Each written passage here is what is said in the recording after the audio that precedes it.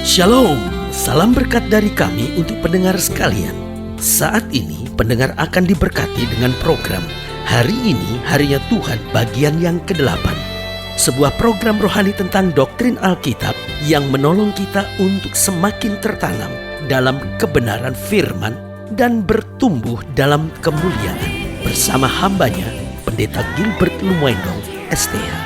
Banyak orang merasa doktrin Alkitab sebagai sesuatu yang membingungkan. Tetapi tahukah saudara bahwa doktrin Alkitab intinya adalah memahami Alkitab dengan benar, dengan pemahaman yang sistematis, sehingga kita terus dapat tertanam di dalam kebenaran firman, sehingga kita terus bertumbuh di dalam kemuliaan Allah. Buka hati saudara sekalian untuk menerima berkat-berkat firman-Nya hari ini. Kebodohan kita sebagai orang Kristen, sebagai anak Tuhan adalah jika kita melanggar kekudusan Tuhan. Bukankah justru kekudusan Tuhan adalah sumber kekuatan kita? Selama kita hidup dalam kekudusan Tuhan, berjalan dalam kekudusan Tuhan, maka kita dibentengi dari segala malapetaka dan mara bahaya, bahkan dari segala tulah yang tidak akan mendekat kepada kita. Tapi kalau kita sudah mulai melanggar kekudusan Tuhan, maka saudara yang kasih dalam Tuhan, kita masuk dalam jebakan iblis untuk hidup dalam kehancuran. Karena saya pelajari bahwa dengan melanggar kekudusan Tuhan, yang pertama, kita akan mengalami kehancuran. Karena tahukah saudara, kekudusan Tuhan meliputi hidup kita, mengangkat kita, dan itu yang akan menyatakan kemuliaan Allah.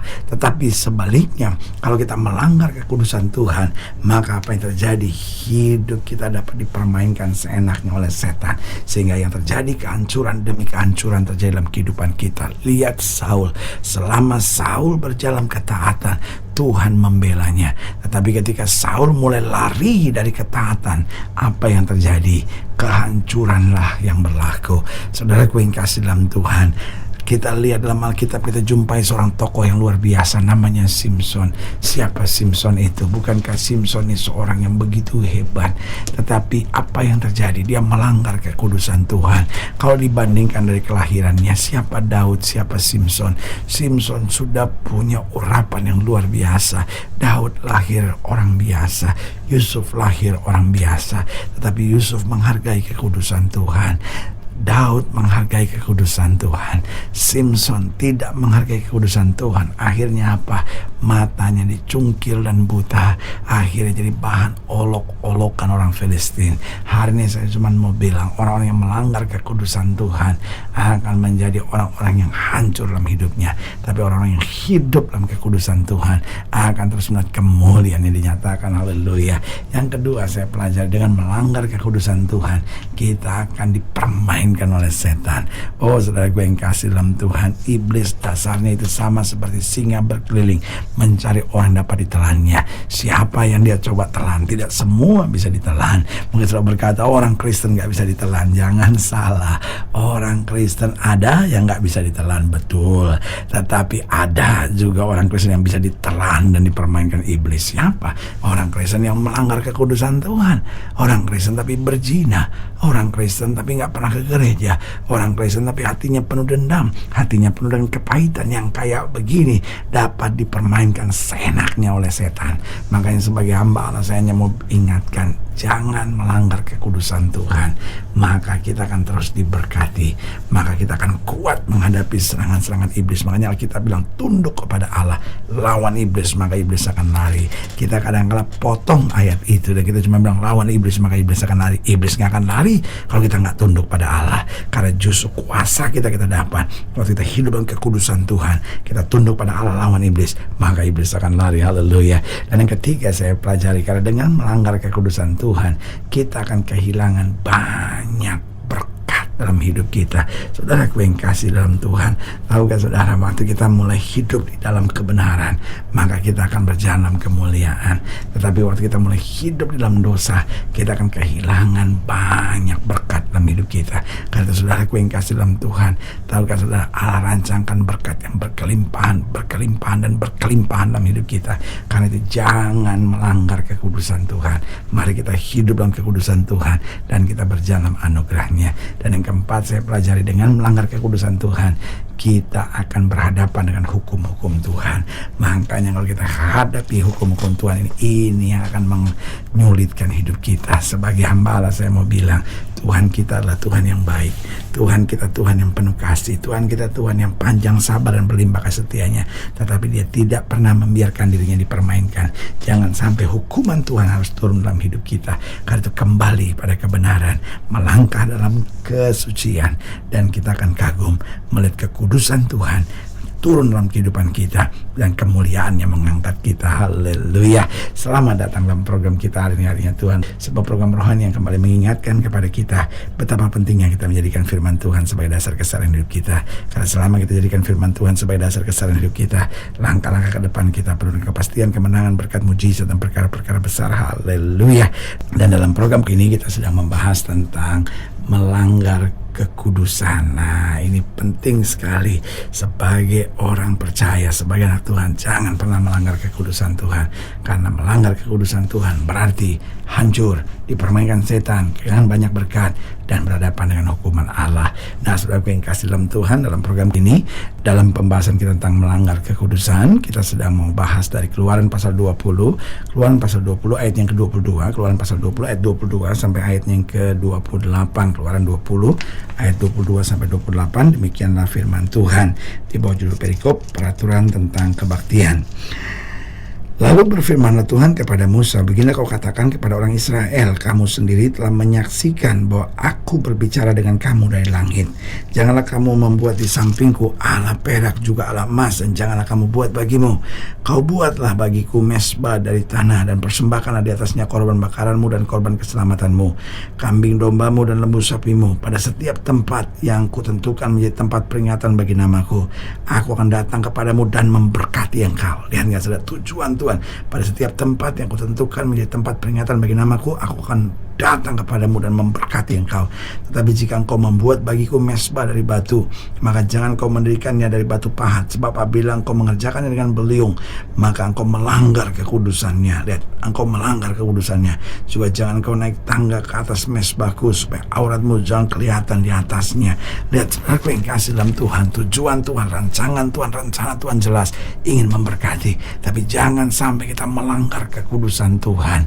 Nah, saudaraku yang kasih dalam Tuhan, pertanyaannya, kapan kita melanggar kekudusan Tuhan? Yang pertama, kita melanggar kekudusan Tuhan jika kita tidak taat. Kita belajar dalam Alkitab, kita jumpai seorang yang dipilih Tuhan menjadi raja Israel yang bernama Saul. Oh, Saul bukan menjadi raja karena keinginannya sendiri. Saul menjadi raja karena dipilih oleh Tuhan. Tetapi apa yang terjadi ketika dia sudah kuat sebagai raja? Apa yang terjadi? Dia melakukan ketidaktahatan. Tuhan bilang, tumpas semua Amalek, rakyatnya, dan juga semua binatang-binatangnya. Tetapi apa yang terjadi? Saul menyisakan yang tambun. Alasannya kelihatannya masuk akal. Ini kan untuk dipersembahkan kepada Tuhan. Tuhan dengan tegas bilang, ketaatan lebih penting dari korban.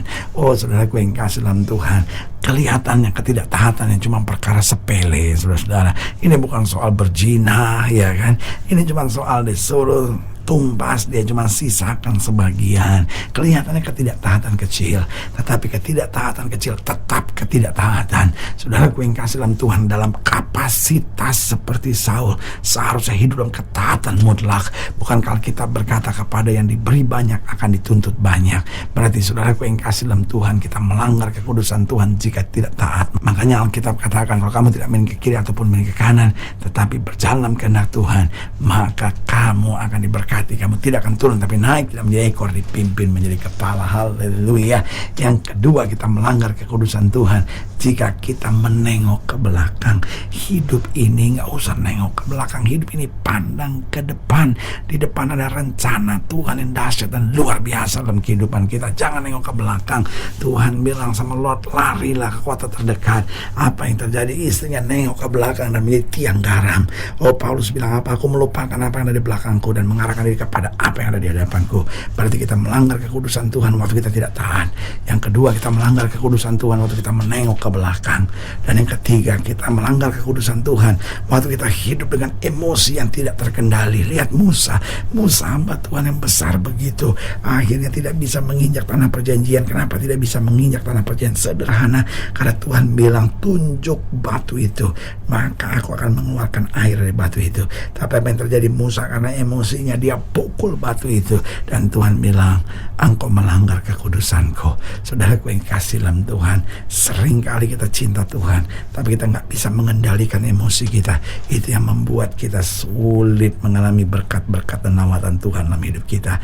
Mari kendalikan emosi kita, kuasai diri, kata Alkitab, jadi tenang supaya kita dapat berdoa. Jadi kita melanggar kekudusan Tuhan yang pertama kalau kita tidak taat. Yang kedua, waktu kita menengok ke belakang. Yang ketiga, waktu emosi kita tidak terkendali. Dan yang keempat, kita melanggar kekudusan Tuhan waktu kita putus asa dan kecewa. Saya ingat Elia, seorang nabi Tuhan yang luar biasa. Tetapi satu kali setelah dia selesai mengalahkan 450 nabi Baal dan 400 nabi Asyera, istrinya Ahab yang bernama Isabel marah sekali. Dia mau kejar itu yang bernama Elia. 450 nabi Baal dan 400 nabi Asyera sudah dikalahkan. Kenapa dia harus takut? Tapi kemudian dia putus asa dan kecewa. Dia mulai bilang sama Tuhan, cabut nyawaku. Saudaraku yang kasih dalam Tuhan bilang apa sama Elia? Cukup sampai di sini. Sekarang kamu pergi urapi Elisa. Saudaraku yang kasih dalam Tuhan, karena dia melanggar kekudusan Tuhan, Elia harus digantikan dengan Elisa. Alasannya sederhana, cuma putus asa dan kecewa. Mulai hari ini mari kita jadi orang yang taat.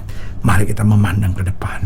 Mari kita kendalikan emosi kita. Dan yang keempat, mari kita jadi orang yang tetap bersemangat, tidak putus asa dan kecewa, karena kita tahu Allah kita turut bekerja dalam segala perkara untuk mendatangkan kebaikan bagi setiap orang yang mengasihi Dia. Haleluya. Saudara gue yang kasih dalam Tuhan, jika saudara yang dilayani lebih jauh, hubungi kami melalui telepon, hubungi kami melalui surat, kunjungi website kami, karena kami ada untuk membawa Bapak Ibu saudara senantiasa lebih dekat pada Tuhan dan mengalami kasih kuasa mujizat yang luar biasa. Haleluya. Secara khusus melalui program ini juga saya mau berdoa buat siapa yang sakit, siapa yang berbeban berat, karena saya percaya bahwa bagi Allah tidak ada perkara yang mustahil. Dan saudara-saudara yang didoakan secara khusus, boleh taruh tangan kanan saudara di dada dan kita akan berdoa. Mari kita berdoa. Bapa, dalam nama Yesus, hamba doa buat yang sakit, hamba doa buat yang berbeban berat, hamba doa untuk setiap mereka yang sedang menghadapi masa-masa yang sukar, karena hamba percaya bahwa bagi Allah tidak ada perkara yang mustahil. Bapa, hamba berdoa di dalam nama Yesus, Tuhan jamah yang sakit, Tuhan sembuhkan, yang lemah Tuhan kuatkan, yang susah Tuhan hiburkan, yang jatuh Tuhan angkat, sehingga hari-hari yang penuh kemenangan boleh berlaku. Secara khusus hamba doa buat mereka yang taruh tangan kanannya di dada, di dalam nama Yesus, anugerah, kasih karunia, kuasa, berkat Tuhan yang sempurna boleh terus mengalir. Bahkan mereka yang taruh tangan kanan ini di dada, yang mungkin hari ini melanggar kekudusan Tuhan, tidak taat, menengok ke belakang, memiliki emosi yang tidak terkendali, bahkan sedang putus asa dan kecewa, hamba doa dalam nama Yesus, anugerah, kasih, kuasa, berkat Tuhan yang sempurna mengangkat kami untuk kami berjalan kembali dalam kekudusan Tuhan. Di dalam nama Yesus kami berdoa. Haleluya. Amin. Saudara yang kasih dalam Tuhan, kita sudah berdoa. Ingat, Allah tidak pernah lalai menepati janjinya. Inilah saatnya buat kita untuk bangkit, bersemangat, bersuka cita dalam menghadapi segala perkara. Karena kita tahu Yesus hidup, Yesus berkuasa, dan selalu menyediakan terbaik buat anak-anaknya. Doa saya menyertai saudara. Sampai berjumpa pada program berikut, dan jangan lupa, jadikan hari ini harinya Tuhan. Haleluya.